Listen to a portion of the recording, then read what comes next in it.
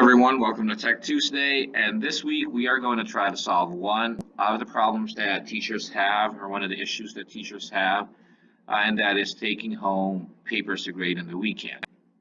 ZipGrade is a mobile tool. You can get it from the App Store and the Google Play Store, and what you can do with it is create an answer key that you can grade with your phone or other mobile device. Now, one thing to keep in mind is that ZipGrade is only able to grade multiple choice questions. So if you're given an essay test, then this is not the best app for you.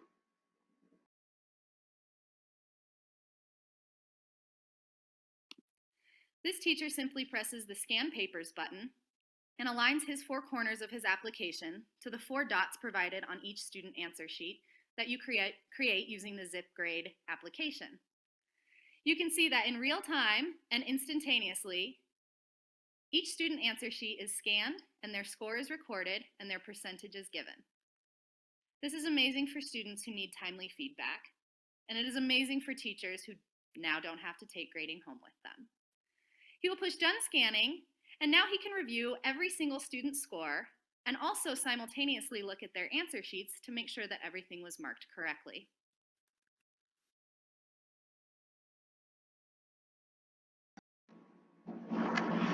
So now that we've seen what you can do with ZipGrade, let me show you its pricing scheme. There are two tiers. There's the free version and the paid version. And for the both of them, you can do the same things. They have the same features, except for the fact that for the free version, you can only grade 100 papers a month. Now, the good news is the paid version is only $6.99 per year. And if you can think about the number of hours that you save over the weekend grading papers, then I think that this price is a very small price to pay for freeing up some of those hours.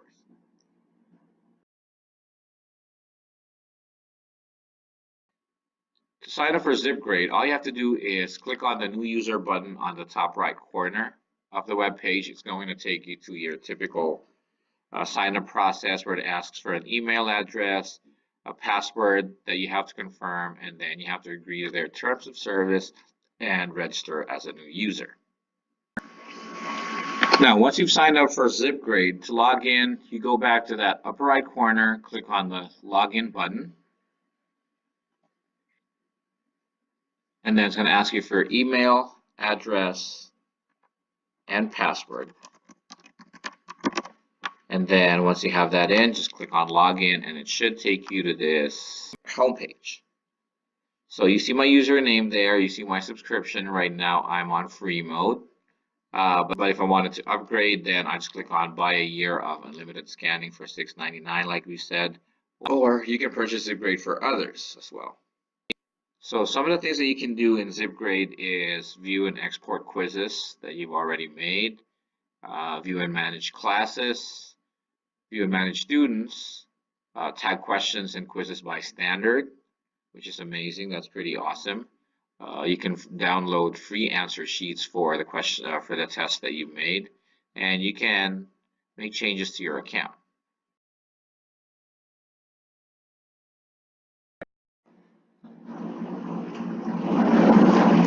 I can add classes to ZipGrade by clicking on class here. Right now, as you can see, I don't have any classes there, but I can add a new class by clicking on this button, and I can call this class Biology First Period, and then save it. And once I do that, you're going to see that that class gets added into your class tab, but I don't have any students yet. Now, to add students, I have to click on Edit Student Roster. Since I don't have any students yet, I'm going to click on the Students tab, and I can add a new student. So you're going to have a ZipGrade ID, which could be the student ID and external reference ID.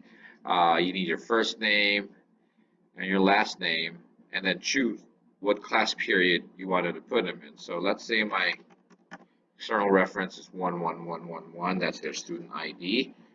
First name is Gerald, last name is Juanito, and I wanted this guy to be in biology first period. Then I can save him, and it's going to show me there. It's going to show that student there, and you can do a whole bunch of things with this later on.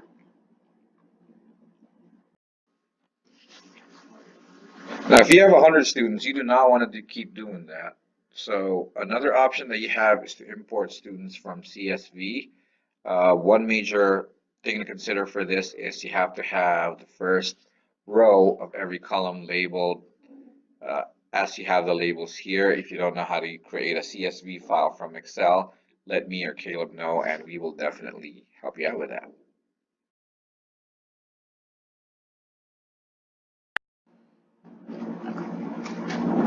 Although ZipGrade has a website, and I just showed you how to add students and classes to it, you can do a few things here. The power of ZipGrade can actually be found in its app. And if you're on Android, you can find the app in the Google Play Store. If you're on iPhone or iPad, you can find it in the App Store. I found this amazing YouTube tutorial on ZipGrade by a teacher named Thomas GRODEK, so I'm adding that here because it's a very comprehensive tutorial and there's really not much that I can add to it. Today I'm going to show you about a great app called ZipGrade.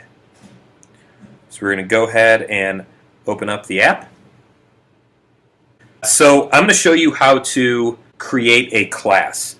You don't have to do this, but I'm going to show you every single step. We will call this class first period. You could call it whatever you want. And in that class, I can put students in it. So I have some students here. So I'm going to click on this student.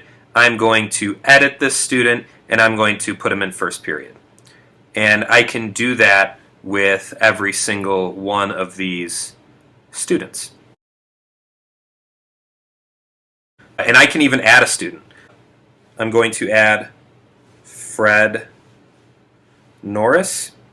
And if you notice, up pops the ZipGrade ID and the external ID. I could make this whatever I would like. If I wanted 001 or if I wanted to match this student's actual student ID, that would be helpful there. So now I have all my students set. I did not put Fred in a class. I'm going to put him in first period. So now I have that set. So I'm going to go to quizzes and I'm going to create a new quiz. And I'm going to edit this. I'm going to call this quiz the book thief. And I'm going to say that it is first period. And you actually don't have to even name it. You don't have to give it a class if you don't want to. So how do we put in the key? Well, the easiest way to do it is to actually scan the key. So I'm going to hit Edit Key. And in the top right corner, you can see the Scan button. So I'm actually going to scan the key. Here's the key, as you can see.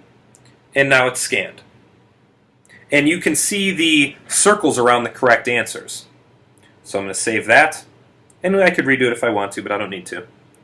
So now the questions, all 50 questions and answers are already in. So now I can begin scanning the papers.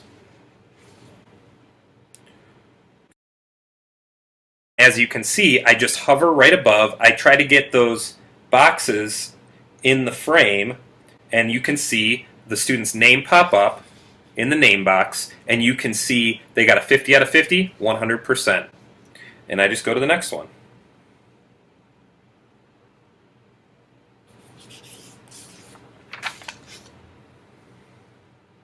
And you can see that blue ink works, black ink works, anything dark, pencil works.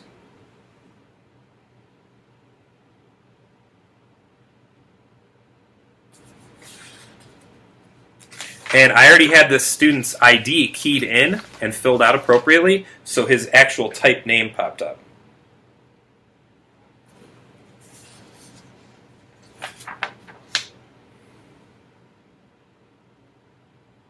I'm done scanning.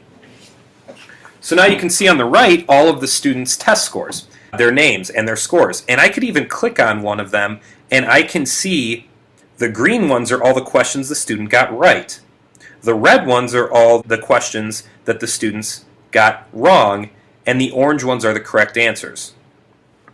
So from that, I can easily put this in my gradebook, and then if I wanted to, I could do an item analysis. I can see that the green ones are the correct ones, and that's how many students answered that one correctly.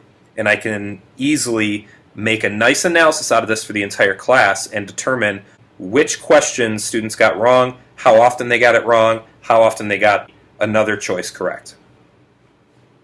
Very useful.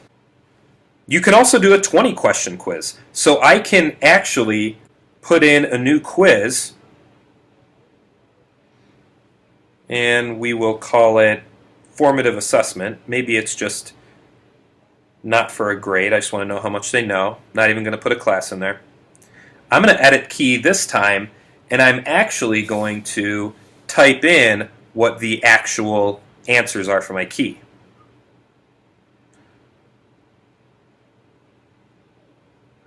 And now I'm done. And now I can very quickly scan through these 20-question papers.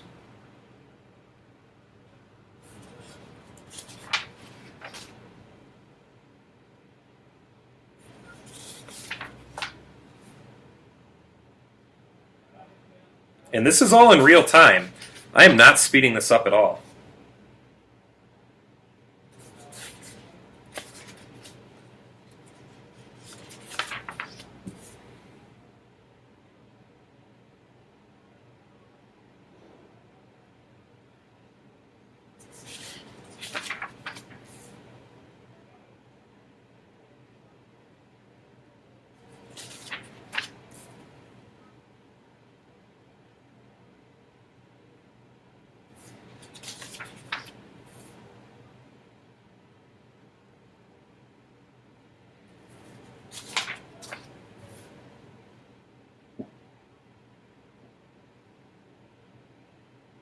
So as you can see, it took me about 30 seconds to scan all of those papers, and I see all of the results on the right side.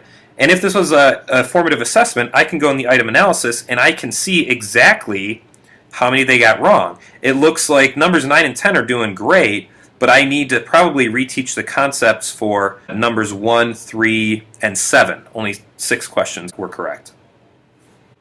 It's also very easy to get an answer sheet. You can get it on here. If you notice on the bottom right, there's a menu, and you can go to Download Answer Sheets. And you see right here the answer sheets. Or you can just, on your computer, you can go to www.zipgrade.com. And you can click on the answer sheets and do a 20 question, a 20 question, or a 50 question. You just click on them, it comes up as a PDF, and you just print as many as you need. These can also be saved to the cloud. So on my iPad, I scan all those quizzes. So I can actually go to my iPhone and I can click on ZipGrade, and I can go down to the cloud and sync my data. And I can see that going back to quizzes, I can grab all the quizzes right here. So I can take them home with me or do whatever I need to do. Hit review papers, they're all right there.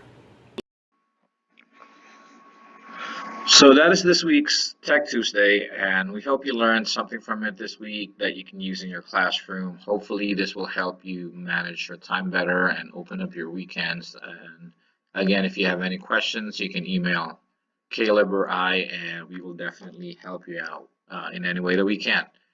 Have a great week. This is Gerald Julito. Thank you for watching this video.